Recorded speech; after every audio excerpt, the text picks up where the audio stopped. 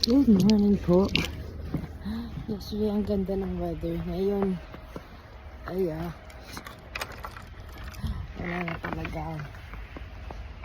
Ang weather sa Canada ay it's actually not that bad. It's not that cold. Nag-snow lang talaga siya kagabi. So, ayun. Kaya ganito. Para naman kami nasa Narnia. You know.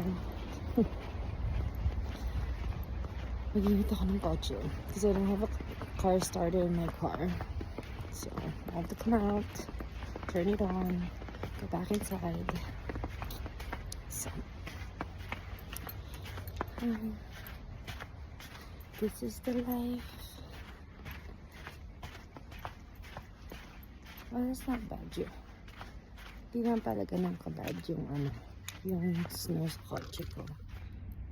It's not bad. So, I wanna go back to the Philippines. Ugh. Tayo lilinis ng kotse.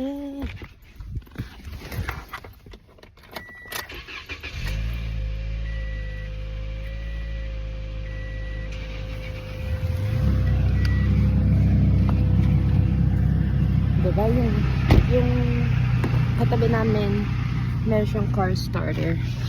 Ay, wait lang po. Sorry. Yung car starter po siya. So, pwede niya start coaching niya kahit nasa bahay siya. Dahil tayo po ay wala. Kailangan po natin mag-isip. Yung kotse ng husband ko meron.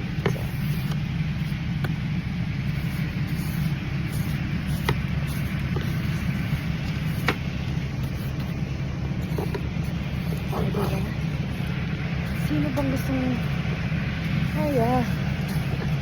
pero hindi ko alam sa totoo lang ano ba mas maganda, snow o baha? Kasi tagal na po ako hindi nakakita ng baha so hindi ko po alam kung ano niyo, kung kaya ko pong makakita ng baha or ganon. Kasi sa snow, sanay na ako. You know. So, ayun po. Anyways. I'll see you guys later. Hindi na masyado nililinis tong kotse ko. Ganyan lang siya.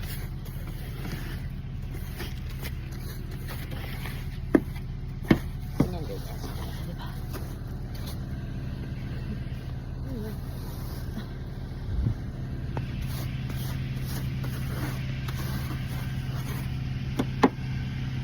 Wala rin yung mamaya.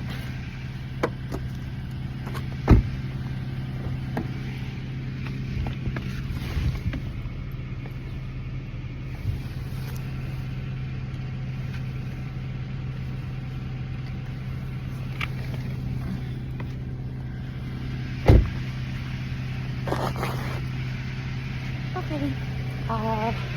Go back inside the house. It's not that bad, to be honest. Actually, yung ganda nga niya. Ang ganda ng pagka-snow niya. Maganda siya pag hindi ka papasok sa work.